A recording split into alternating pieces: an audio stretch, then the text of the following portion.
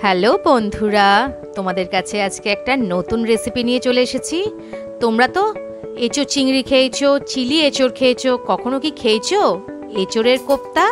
তো আজকে চলো এঁচোড়েরই কোপ্তা বানানোর রেসিপিটা তোমাদের সাথে শেয়ার করছি। তো দেখো, প্রথমে এঁচোড়গুলোকে আর একটু আলু দিতে হবে।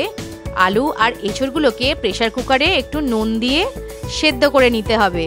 তো দেখো, প্রেসার কুকারে আলু আর এঁচোড়টাকে নুন দিয়ে একটু জল দিয়ে আর একটু হলুদ দিতে হবে যাতে কালারটা ইয়েলো ইয়েলো হয়। তো দেখো, একটু জল দিয়ে সেদ্ধ বসিয়ে দিতে হবে।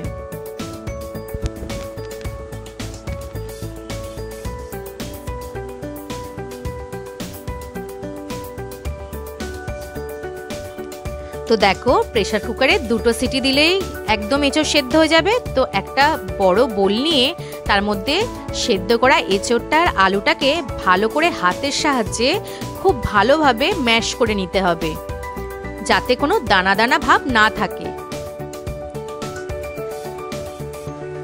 দেখো, আলুগুলো আর এঁচোড়গুলোকে খুব ভালো করে একদম মিহি করে ম্যাশ করে নিতে হবে হাতের সাহায্যে।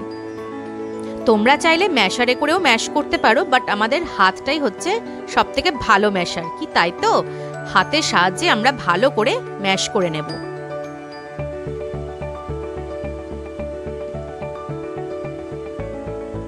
দেখো, আমাদের ম্যাশ করা একদম রেডি। এবার এর মধ্যে একটু দিয়ে দেবো 2 চামচ মতো বেসন,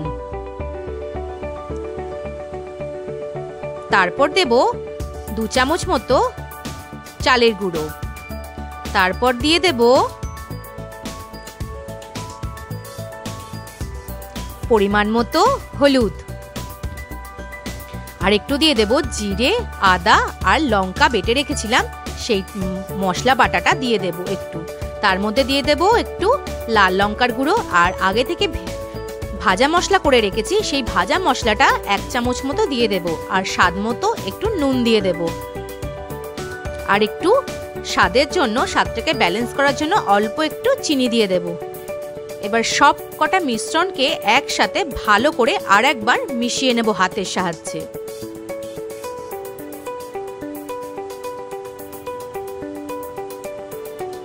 দেখো, কোপ্তাটাকে ভালো করে গড়ে নিতে হবে মশলা দিয়ে সবকিছু একসাথে। এবার হাতে একটু তেল মাখিয়ে কোপ্তাগুলো গোল গোল করে গড়ে নেব। আমাদের এই কোপ্তা খেতে কিন্তু ভীষণ ভালো লাগে। তোমরা কিন্তু বাড়িতে অবশ্যই এই এঁচোড়ের কোপ্তাটা ট্রাই করো, আর আমাকে অবশ্যই কমেন্ট করে জানিও যে তোমরা কেমন করে বানালে আর কেমন লাগলো খেতে। আমার মা তো ভীষণ ভালো বানিয়েছিল। তো দেখো, এখানে কোপ্তার আকারে গোল গোল করে বানানো হয়ে গেছে। তো এখানে দেখো, কড়াই বসিয়ে নিয়েছি, আর কড়াইতে নিয়ে নিয়েছি সাদা তেল। তেলটাকে ভালো করে গরম করে নিয়ে কোপ্তাগুলোকে ছেড়ে দিতে হবে, আর লো আছে কোপ্তাগুলোকে ভাজতে হবে, না হলে কিন্তু ভেতরটা কাঁচাই রয়ে যাবে। ভালো করে একটু লাল লাল করে কোপ্তাগুলোকে একটু ভেজে নিতে হবে। দেখো, কোপ্তাগুলো বেশ লাল লাল হয়ে গেছে। আমাদের কোপ্তা ভাজা কিন্তু একদম রেডি। তো এবার আমরা তুলে নেব।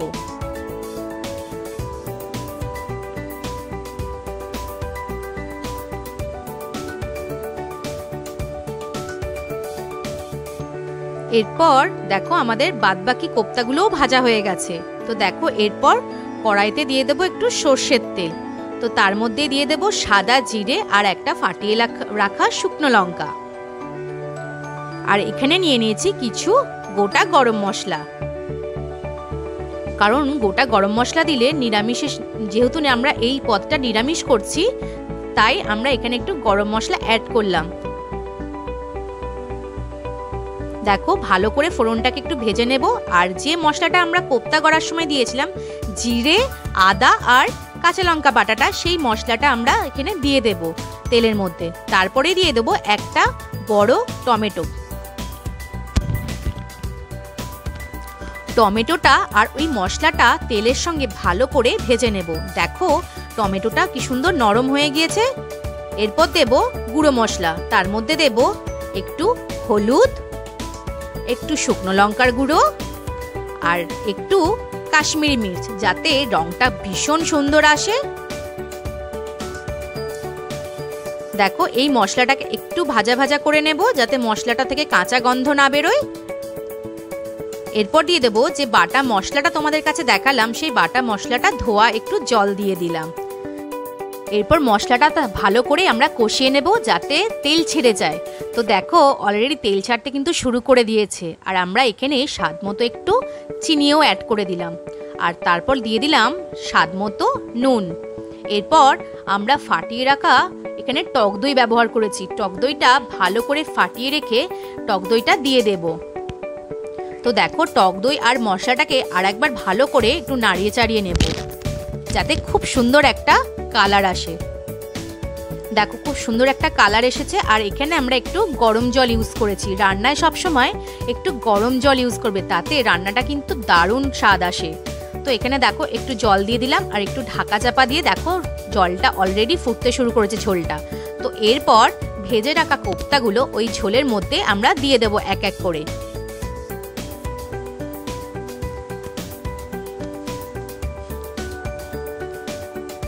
তারপরে কোফতাগুলোকে একটু নাড়িয়ে চাড়িয়ে দেব, আর একটু ঢাকা চাপা দিয়ে দেব, যাতে ঝোলটা আর মশলাটা একদম কোফতার মধ্যে রেডি হয়। তো দেখো আমাদের কোফতা প্রায় রেডি, একদমই রেডি বলতে পারো।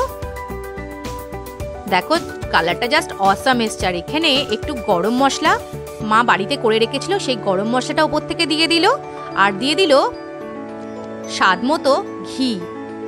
ঘিটা কিন্তু তোমরা অবশ্যই ট্রাই করো, এই রান্নায় ঘি কিন্তু অবশ্যই যাবে। আর এখানে অল্প করে একটু ধনেপাতা অ্যাড করে দিলাম, এটা অপশনাল, তোমরা দিতেও পারো নাও দিতে পারো। তো আমার এঁচোড়ের কোপ্তা একদম রেডি। সবার কেমন লাগলো প্লিজ কমেন্ট করে জানিও। টাটা, আবার নতুন কোনো ভিডিও রেসিপি নিয়ে তোমাদের কাছে চলে আসবো। আজকের মতন টাটা, সবাই খুব ভালো থেকো, আবার পরে দেখা হচ্ছে।